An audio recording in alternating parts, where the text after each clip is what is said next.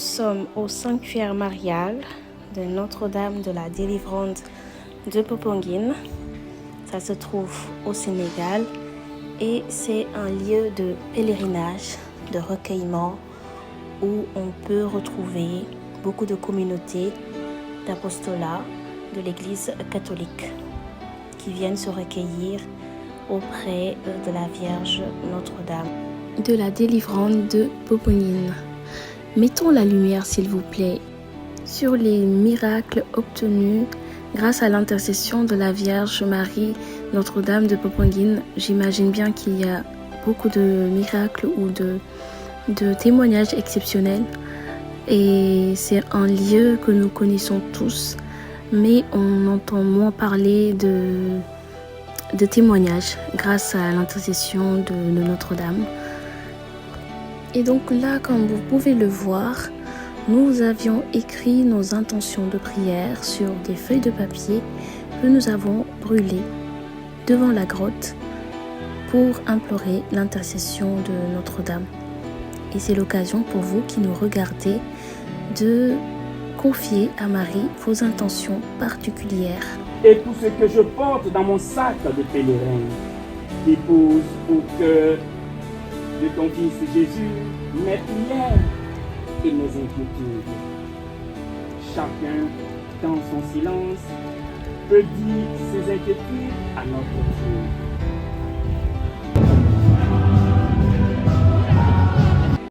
Alors juste après ce moment de recueillement, nous sommes repartis au niveau de la basilique de Notre-Dame de la Délivrance de Popenguine. Et ici, on a donc fait l'enseignement portant sur le thème de la hâte de Marie, une foi qui écoute. Un thème qui nous a vraiment nourris sur la foi et la confiance de Marie, mais surtout l'amour et le désir du service émanant de cet appel, appel reçu de Marie, mais également de son oui, de son fiat. Cet enseignement nous apprend également que Marie était pressée d'aller annoncer la bonne nouvelle à sa cousine Élisabeth. Elle était pressée parce qu'elle était animée par le désir de servir, par le désir de donner ce qu'elle venait de recevoir. Nous avons eu un bon temps de louange au Seigneur et un temps de louange également marial. Et c'était vraiment intense. Le Seigneur était déjà présent dans cette église.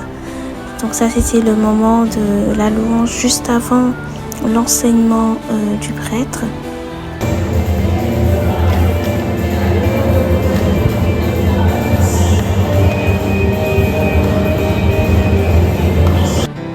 Voyez comme bien il est beau, il est doux que nous soyons tous ensemble entre frères et sœurs pour chanter le nom du Seigneur. Donc après ça, on était parti manger, pause déjeuner, et on est revenu pour la célébration de la messe. Et comment vous dire qu'on était très joyeux. On commençait déjà à sentir les grâces que nous recevions de la part de Marie, notre intercesseuse.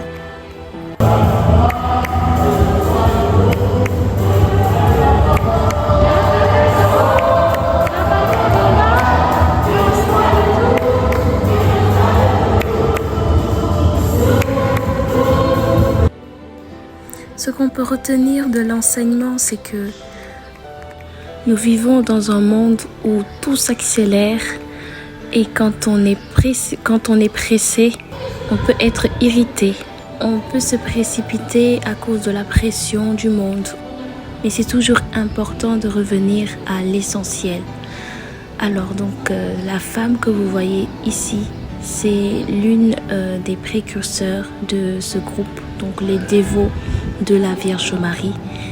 Et ce moment-là m'a beaucoup touchée parce qu'on sent que c'est une femme remplie d'humilité, une femme remplie d'amour.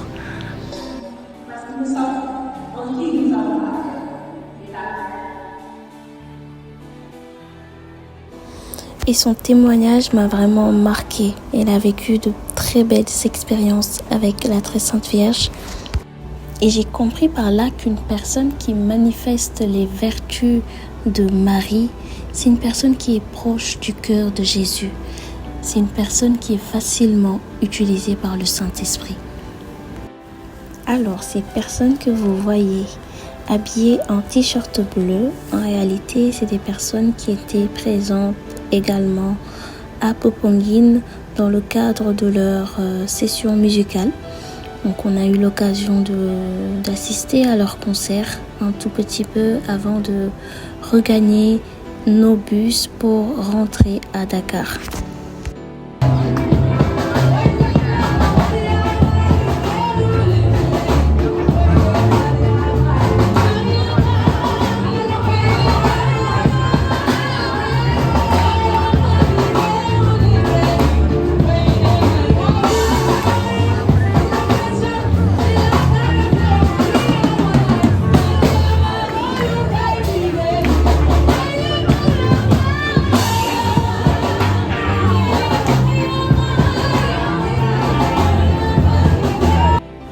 C'est déjà la fin de ce petit vlog. Je vous remercie d'avoir regardé et je vous dis à la prochaine. Soyez bénis.